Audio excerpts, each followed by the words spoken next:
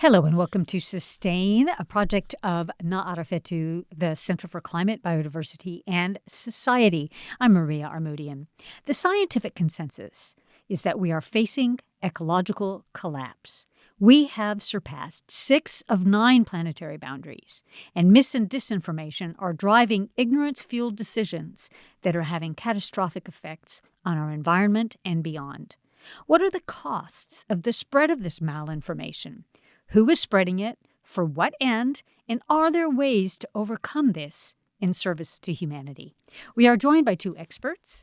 Distinguished Professor Eve Darian-Smith is Chair of Global Studies and International Studies at the University of California, Irvine. She's the author of several books, including Global Burning, Rising Anti-Democracy, and The Climate Crisis. Professor Stuart McNaughton at the University of Auckland also joins us. He is former Chief Science Advisor to the Ministry of Education. Among his projects has been a study on equipping young people to sort fact from fiction in schools. Welcome to Sustain. It's great to have you both here with us, 2 esteemed experts on these topics. Eve Darian-Smith, I want to start with you because of this book that you've done that looks at this connection between the rise in authoritarianism, the anti-environmental regulations that are going on, and what is kind of behind that. What are the factors that are leading to this all over the world, really? Yes, I wrote a book in 2022, which sort of unfortunately has become even more relevant in the current moment, very much exploring wildfires, bushfires, around the world. And I was, taking a global studies perspective, a global sort of big picture perspective, trying to connect what these bushfires, catastrophic bushfires, of course, in Australia in 2019 and early 2020, huge bushfires in the Amazon jungle, mostly in Brazil, and then, of course, big, huge fires in the western part of the United States. And when you encounter a bushfire, it's a very localized, horrific event. It's very traumatic. And I wanted to say that these fires themselves, are all occurring around the same time. And what connects them? What is the connection rather than just sort of the local horror and terror of wildfires? What is actually going on that we can talk about in a much more global political landscape? And so digging in, at the time, the 3 countries were led by far-right extremist governments. And we have Bolsonaro in Brazil at the time, Morrison, of course, in Australia, and the first term of the Trump administration. And all 3 extremist leaders were very, very active in pulling back environmental regulations, dismantling conversations around the climate catastrophe, literally fueled by the power of big oil money in particular. Not just oil, but agribusiness, of course, in Latin America was featured. But it's really driven by huge big oil multinational companies giving the campaign funds for these far-right leaders to come to the fore, to take office, and in a transactional way, giving tax cuts and so on, making leases open to mining in areas that hadn't been allowed before to the big oil companies. So it's happening all around the world. It's escalating again. This was just one moment of 3 or 4 years ago, but we can see that this is actually now around the world. The global lean towards authoritarianism is much, much, much more evident in the last 4 or 5 years. And the rolling back of environmental regulations is a common factor and feature in all these governments. Is it that they don't understand this science? Is it that they just don't care about the reality? Is it that people, one of your papers talked about how even in the campaigns, nobody's mentioning climate change. Right. Meanwhile, Hawaii burns, Canada burns, Oklahoma burns. You've mentioned the 3, big ones before. What's going on with that? So I think actually people on the ground do really care about the climate emergency. It's hard to ignore, people are having to navigate wildfires and droughts and floods and lack of food and so on. Climate emergency is really impacting everybody. Of course, it impacts disproportionately negatively marginalized communities, poorer communities, but it is something that no one can deny. And politicians are not stupid. They are very aware of the climate emergency, but no one actually wants to take responsibility because it would actually require an aggressive regulatory framework that is against the best interests of big business and big oil. So I think it's not through any lack of knowledge at all. It's an explicit, instrumental kind of politics. And in my writing and research, I often talk about necropolitics. So this is the concept that builds on work of Foucault and biopolitics, but it's often associated with a theorist out of Africa called Akim Membi, and his book on necropolitics talks explicitly about the capitalist logics of profits over people, which have existed for hundreds of years since we've had capitalism, but how in the current moment it's become very, very explicit that certain populations should be sort of sacrificed, in a sense, for the ability for big corporations to make money. So it's an explicit sort of theoretical framework that points to that horrifying element of capitalist exploitation, both of humans and of the natural resources. Devastating. Devastating. Devastating. Right? Yeah. Stuart McNaughton, let's bring you in. You've been engaged in education and have been studying the misinformation, including with climate, but a widespread, including these kind of anti-democratic sentiments and COVID. And what are you finding among young people? Now, that's a good question. We don't have very good data, so I should say that right at the beginning. We do exist in somewhat of an evidence vacuum here. But what we know, and I'm going to talk about Aotearoa New Zealand mostly, but I can make some comments more globally. As far as we're concerned nationally, when you look at our curriculum monitoring data and some of the international comparisons that we contribute to, I would have to say that our 15-year-olds, for example, don't rate very highly on science knowledge in general, but particularly environmental science.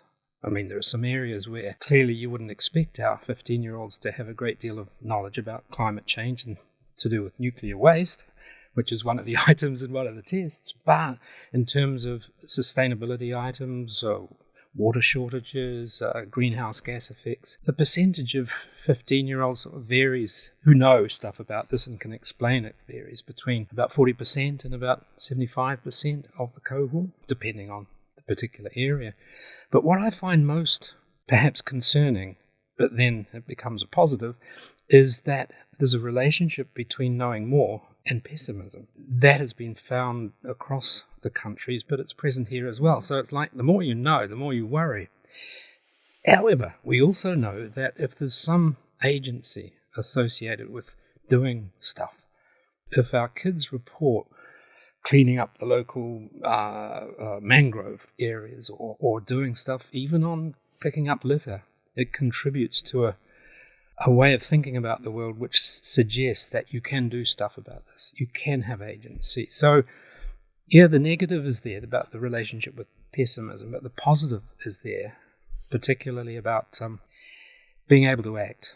And that leads into the second part of your question, which I might pause a minute because I'd be keen to ask Eve, actually, a question before I talk about the educational response to this. Is there evidence from those fire examples, the bushfires, of what we in our report call polluted information? That is, of a lot of conspiracy theorizing, a lot of, well, the misinformation part perhaps. I mean, you said that politicians are not dumb, and I agree with that, absolutely, but can be quite strategic about what they say and do. So, do we have evidence that children in these countries, Australia, Brazil, the United States? You know, I can only really talk from the position of the United States. Yeah. And a fantastic book came out that looked at education and looked at textbooks used in high schools and showed that actually in the last decade, information, as little as it was about the climate, change and what brings on the climate change and burning of fossil fuels and so on, it wasn't very well written about in mainstream high school textbooks. Yeah. But the information that was there 10 years ago has now been stripped out. Yep. Oh. And in the United States, the textbook industry is really owned by about 3 or 4 companies. And so you've got this intellectual, educational divide textbooks going to Republican-led states basically have no information, none at all, about the climate. And the textbooks going to the left-leaning states, the Democrats, are. And so the polarization on all sorts of issues in the United States, which is, another conversation altogether, but climate change is part of that very much at a very basic level and primary and high school level, where they don't even get exposed to the ideas. Oh, that's very interesting. I learned about the significance of textbooks a long time ago, and it was reinforced by something that's quite contemporary. Last 24 hours, all the data, all the reports on the Kennedy assassination have been released, and Kennedy was shot, at least by one person, from the Dallas Book Depository. And the Dallas Book Depository was where the books for that state were deposited before they went into the schools. And the point being, if you got that state's contract, and if you got California's state contract, right, you're a billionaire. You make a lot of money. You made a lot of money. And so the control over knowledge yes. is part of this. Absolutely, the control over knowledge. And the politicians know that you have to get a kid at a young age, and you sort of just strip those conversations out of the classroom. Yeah. The counter to that, there's been some recent studies I know in the United States that show that kindergarten, primary school, little kids, if they do talk about climate change and sort of encourage the sense of agency, like going and picking up rubbish or something, it lowers their worry level, that they actually feel that they can be part of the solution, as naive as that may be. But for little people, that's really, really, really important. And at least it's a conversation that's been had as they're actually having to, install air conditioners because they can't sit in their classrooms any longer because of the climate emergency and rising temperatures. So it connects their daily experience with a conversation that's safe and secure and makes them feel good. So there is hope if we can get that kind of conversation amongst little ones, that there would be a different kind of attitude. It seems, however, that this partial necropolitics, I think misinformation is probably a euphemism. It's probably propaganda by the extractive industries. What we're seeing, this sort of attempt to control knowledge, including through these social media networks now, with what's happening with Donald Trump and demanding that the social media networks let the right wing rise and squish the science and such. It's clearly anti-intellectual. It's clearly anti-science. And now they're coming after the universities. Yes. They're coming. They're coming, Maria. They're coming. Yeah. Before we wave a flag of surrender here. No, we're not surrendering yet. Okay. But this needs to be on the table. We're watching it in real time. We are watching it. We can't be in denial about it. No, I've been reading about the Columbia and Penn State examples over the last 24 hours. But I do want to pick up on something that Eve said, because I come from optimistic sciences, developmental and educational sciences. Isn't it wonderful to have Stuart here? I have to be an optimist. Your point about the young ones, if I were to go back to one part of Maria's question earlier about what an educational response to this might look like, we certainly know from the Finnish example that it has to be a life course.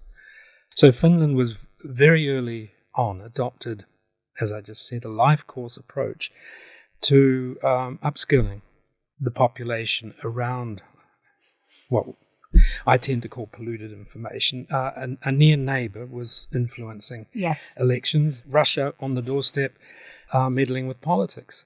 That being the case, that Finland, as they have done in many educational areas, actually, they're sort of the darling of the educational landscape, decided to have an integrated, coherent life course approach to this, which includes post-school and older, elderly educational sites, all connected around the issue of what technically you would call media and information literacy. Being able to understand, being able to approach information and know whether it's accurate, believable, what the source is, and be able to have a critical stance to that information. And you can do it in early childhood. The roots are there. I agree with that. So that's the Finland example. Now, it's true in educational sciences generally that Now, this was going to sound parochial and off the topic somewhat, but we work hard to get funding to do the nitty-gritty research that's needed. And social science research in particular is a bit vulnerable at the minute. But in the Finnish example, there aren't that many large-scale studies of has it worked, if you like. There are a couple more case studies, if you like, of comparisons between Finnish schools and schools in the States. And it appears that this approach in which the government is, if you like, mandating a curriculum and providing resources for teaching capability, linking up the libraries, linking up the information sources that people can work on, is likely to work. And we should be doing that in Aotearoa, New Zealand. Yes, so I suppose then the issue goes back to the politics, because for a government to do that, they have to not be wedded to the destructive corporations, which, according to your research, Eve, they are in many places. Absolutely. That's sort of the conversation that I really, really appreciate here, the connection of the climate emergency, what we can think about mitigating the impacts and linking it directly to politics that are increasingly far-right and extremist. So, yes, education is incredibly important. Yes, scientific knowledge and science is absolutely critical. We're seeing it being rolled back with the defunding right across the United States at an incredible pace. So no one actually thought within 2 or 3 or 4 weeks that the second Trump administration would have the impact it is having. So actually today in my campus, across the 10-campus University California system, back in the States, there is a rally that for the first time is bringing out the chemists and the engineers and those people who have hidden behind their lab coat. Yep. Are coming out and saying for the first time, I can't even do my research now. So for the last 4 years or so, the censorship of higher education and the attack on knowledge production is really sort of centered on humanities and social science faculty and scholars who are being very critical of the far right. But now it's actually bled, fortunately, and that's the good thing, that the concern is absolutely now across all of these major campuses, Columbia being, of course, the obvious one, but Penn itself this morning, University of Pennsylvania, also got stripped for diversity initiatives and another 183 I think they went after Georgetown also. Yeah, so this is happening at all the big fancy, elite universities in the United States. It has different impacts there because it's very much about money. At the 3,000 or so smaller regional unis and colleges, they're just anxious that they won't be able to offer classes that actually engage their students, right? And certainly won't be able to help diversify the student bodies with all these initiatives being stripped out. So all to say that we, at least in the United States, are really facing an extraordinarily rapid escalation of the attack on both knowledge producers in the higher education sector, but all across all these federal bureaucratic agencies. So picking up on the misinformation/disinformation/propaganda. It is propaganda. Call it what it is. Yeah, let's call it what it is, but it's actually of a very Orwellian nature because these memos that are coming out of the White House have listed literally words that can no longer be put on government bureaucratic agencies' platforms. You've got climate emergency, you've got climate crisis, you've got equity, you've got gender. The words go on and on and on. And everyone is capitulating disadvantaged, in advance. I think, is a word you can't use. Gender, marginalized. You cannot use bias, you cannot use stereotype, you cannot use systemic, you cannot. So you can't use climate science. These words, the federal government doesn't actually necessarily have the power to strip these words from everyone's documents and research, but everyone is starting to do so in this capitulatory fashion, which is absolutely horrific. Instead of fighting it, all the universities are being told, take out this research, take down your websites. Or you lose all federal funding. We as a university will lose or all come federal after funding you and you won't get here anyway. So you may as well try and appease the Trump administration. It's very, very, very scary. I was thinking as you were going through that litany, which is a horrible, horrible state of affairs, and it looks like it's going to get worse. I was thinking about what we can do in Aotearoa, New Zealand. So as I say, I'm the optimist, and I want to know what I can do. And what I can do is contribute to, as I say, the educational response. And I was thinking about some recent work that I was involved with colleagues at Victoria University on trust in institutions. Obviously, that's a two-way thing, right? We can talk about the levers, the drivers of trust from the point of view of the citizen. You can also talk about the drivers of trust from the point of view of the institutions. Making that seemingly obvious point, the degree to which a citizen is listened to and the degree to which that citizen believes that the institution, be it, for example, the government or local government, is using evidence to make good decisions, are two of the big drivers of trust. Now, we can do something about that in education. The evidence part of this is through the media and information literacy sort of work that I described, but it's also, I've always thought, and it's in our report, the report by Juliet Gerard and myself and Melinda Weber, that we've got to think of two sorts of sets of skills. One is what we've been talking about, the media and information literacy part, but I also want to talk about the citizenship skills, which don't immediately... Including the emotional, correct, positive emotions correct, and social skills. Correct. I was so happy to see that. Well, the reason I say that is because in many areas I work in, when I was advisor, you see people quickly becoming polarized around an issue. Is this position or is that position? And I think, in no particular order, we're all susceptible to confirmation bias and disconfirmation bias and motivated reasoning. We're all prone to want to work in communities and live in communities, hence share information that is consistent with your community. Given all of that, I do think we've got to build skills that enable children to be able to see the other person's point of view and perspective, not necessarily agree with it at all.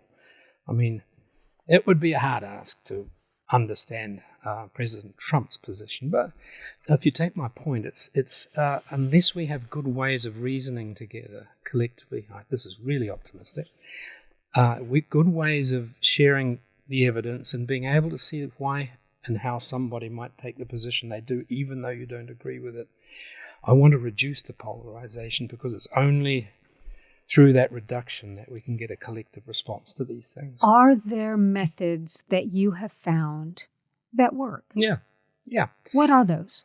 We can talk about this at a classroom level or a school level or a societal level, but as far as the classroom/school level is concerned, there are techniques, instructional moves that you can make. There's a wonderful set of studies partly coming out of the States. We've built on this around argumentation or collaborative reasoning. It's like you set up some really provocative issues to discuss. In fact, the original that colleagues in the States used was one about reintroducing wolves, into a particular area and then all the ramifications, economic, sustainability, etc. Well, we've done the same sort of thing, and you can build ways of arguing, although my grandkids, when they were small, said we shouldn't argue. But if you can collaboratively so this reason... is kind of deliberative democracy ideas? Correct. Yeah. Other colleagues work in those sorts of areas about citizenship, education. Given my background, given my focus, I want to talk about almost the cognitive and affective ways of doing that. So there are ways to do it. The citizenship things. And there are ways, as I've said, to do the critical analysis. I mean, we did a prototypical game in which there was a digital platform, in which there was a terrible event, an event in which a planet is going to be destroyed. We used some NASA models of this. And what you have to do in the game is build a team to sort of solve the problem. But the object of the exercise is to know who in the team and what information they bring to the team you can trust. Figuring out the credibility of a source, understanding the information, whether it's believable and whether it's accurate, is part of the game. So you're not teaching it directly, but it's as it were, a byproduct of the game. So digital games, I think. But Sorry, last point perhaps. You don't get rid of the teacher under those circumstances. In fact, the teacher has a really important role to bookend things like that, to make an instructional environment in which kids know what this is about, and you do the feedback and debriefing at the end, hence the metaphor of bookends. You can do this at the level of particular sorts of instruction, but to go back to Finland, you've got to have a societal coherence, if you like. Now, the levers we have in our areas is the curriculum. Interestingly, we've had a strength in this area in English. In some of the OECD comparisons, our 15-year-olds in English classrooms come out quite highly in the critical analysis of text, for obvious reasons. Our English department here would know how to do that really well. Not so much in science, probably less so in math, etc., etc. But the curriculum refresh that is going on, which is a bit like book production. Mm-hmm. We always struggle over curriculum specifications. Nevertheless, in English, 0 to 6, which is the first one out, has a quite strong set of statements around being able to critically appraise information. So it's still there in the English curriculum, and in fact, more so. It's there in maths, although you've got to look for it. It's in probability, it's statistics. Certainly in the Aotearoa New Zealand's histories. And the reason I'm going through this is because one of the pieces of evidence we have is that if you're going to do stuff on social emotional skills or certain sorts of reasoning skills, you can't leave it siloed in one curriculum area. No, You've got to build it across the curriculum areas, because that's the only way you're going to get it transferred out of the school. You also asked a question about, in one of your papers, about what people can do, right? What can everyday people do? Right. And what's your response to this? Well, I wish I had a solution that would, make everyone feel happy. I don't. But, when I'm in front of my classes of 80 students at the uni, I have to walk a sort of tightrope, because I don't want to depress them so that they're completely, in my office crying and what can I do? But I also don't want to be superficial that you can change the world. They're very intelligent young people. I always say you can do a lot of things. You can be talking at the local level. You can cleaning up your beaches. You can be, helping kids at the kindergarten. You can be, talking to your council members. You can be joining all sorts of, environmental groups that are national and transnational, Greenpeace, whatever. Greenpeace, which is being sued right now.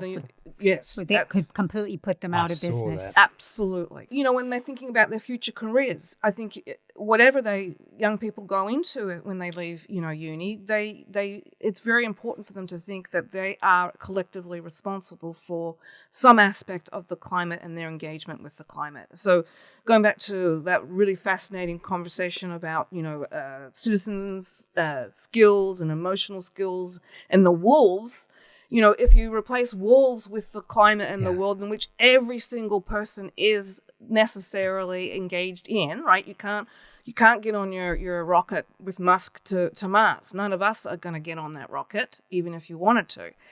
That to me is the common solidarity point of whether you're a kid studying mathematics or engineering or histories or whatever. But if it's within that context of that we are all on this planet and that we are actually all collectively responsible, there is some commonality across different perspectives or positions or interests, that sort of is a pushback against the very exploitative capitalist regime that we're currently sort of facing.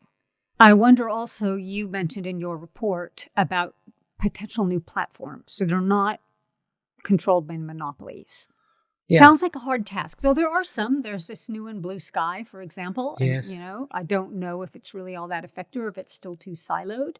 But did you and your ministry colleagues develop that idea out at all? What we did find is that a national response, a regulatory response, for example, or legislative response, is very mixed. It's held by different agencies.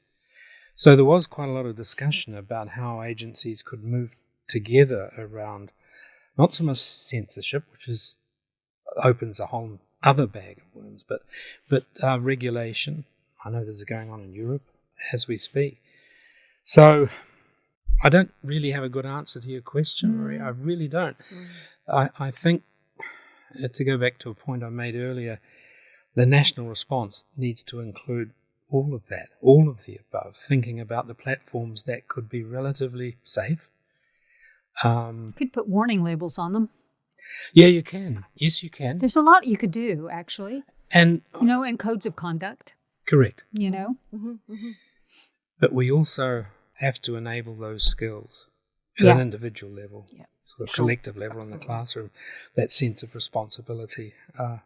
There's quite an interesting hypothesis that a cognitive psychologist used around social media. You've probably come across this, called, it's cumbersome, disinhibition hypothesis, right? So it's the idea that there's a virtual you and a real you and a virtual other and a real other, and that distancing means that many of the social mores, ways of being a citizen, if you like, face to face, can be undermined. So there's a lot to do here in terms of enabling kids. I'll make another point, and this, again, I'm sorry, illustrates my optimism. But so I draw on improvement sciences as well, and what I know is that you want to look for where the strengths are in a system, at whatever level of granularity that might be. So we do have some strength in the system. So there is an agency like NetSafe. They might not do quite what we're talking about here, but they build could. on it. Well, you could build on that. Now that's a quasi-government agency. There are the library system. Let's protect the libraries, just by the way. Absolutely. School libraries and national libraries, they're a critical part of this. So that's a wonderful strength to build on. And with cuts to public servants and things like that, they may be vulnerable. So, look for strengths. Yeah. Figure out how you can build on them. The curriculum examples I used, English, math, history at the minute. Yeah. Back to you, Eve, for a minute, because one of your other comments in your papers was around framing and how your argument was we have to stop framing for bankers. You added on to that. You didn't say just bankers, but the idea is that we are sort of self-censoring in a way. How can we frame for effectiveness? It's a very good question, and a lot of communication specialists talk a lot about framing and in the political landscape in particular. I think it's picking up what some of the comments that has come before. It's about building to the strengths of commonality, solidarity, and framing it that we are a collective society, that we are not just little, individuals that get into the virtual world after hours and lose ourselves in some sort of place that doesn't have a reality, that we are actually, working and living and breathing, and we live in societies, communities, large and small, and that is a sort of narrative that I think is being deliberately stripped, and that we need to frame a collective response of solidarity, be it, across unions, in the labor force, or across schools, different kinds of schools, different libraries, different ways in which people come together. And I don't have an easy solution either, but I do think that, the politicians are very clever about framing in a certain way. Yes, and absolutely. We, ordinary people on the ground, are not really good about thinking about the framing sort of scenarios that we would respond as a collective. There's a sense of like building an identity, right? Yeah. And so, in some cases, people's policy preferences actually come from their identities, not the other way around. People don't become, say, Republican Party or National Party or whatever that is based on their policy preferences. They adopt the policy preferences based on, I'm a national voter, or I'm a Republican, or I'm a whatever that is, and therefore I deny climate change, or whatever that happens to be. Yeah, and that's a complicated, two-way street that I don't know enough about, but it's very important to point out that that's sort of where the nexus is of how you could change the conversation, I think. Yeah. That's, let me try something out between the two of you. I've been thinking about this over the last while. Going back to the polarization issue, that running an oppositional narrative is not as effective as running a counter-narrative. Yeah, agreed. In the sense of a positive, this is a narrative that we could collectively, agree to, rather than you're wrong. Absolutely. There are organizations that work on this. something in the U.S. called Braver Angels that try to bring people together to find the common ground between them. There had been organizations that went into war-torn countries. One was called the Search for Common Grounds, and then they used media actually to have people try to see each side's perspective and then find the common ground. So there are certainly ways to do this. And I often thought of just something as simple as, we refuse to be divided. Right. Just some statement. Right. No, that's great. And I mean, when you were talking, I'm thinking of Canada, and it's immediately different political landscape coming together against the Trump administration and galvanizing peoples that were going to vote differently in the recent election because there's a common opposition. But if we could make the problem the common opposition rather than the person, right? Like have climate change or the other planetary boundaries that we're crossing. I think we've crossed 6 out of 9 planetary boundaries now. So, I mean, if we could make that the common enemy rather than a person or a political stance or an ideology. Yeah. No, that's great. Yeah. Last words. Stuart McNaughton, you first. I was hoping you wouldn't point at me. Okay, then I'll go to Eve first. Solidarity, collective spirit, and everything you said, Maria, is just perfect. Yeah, I'm with Maria on this one. I guess my final comment is talk like this is really important. Across our disciplines, I've learned things today that I didn't know, like Me your too. reference to necroeconomics. Necropolitics, necroeconomics. Both. So that's a really, what's the word, strident almost, but certainly evocative concept, isn't it? So yes, thank you. I appreciate collegial talk like this because, as I say, we need to learn from each other. That's my point. Thank you, Stuart. Thank Final you. word, Eva? No, I'm fine. You said it all, Stuart.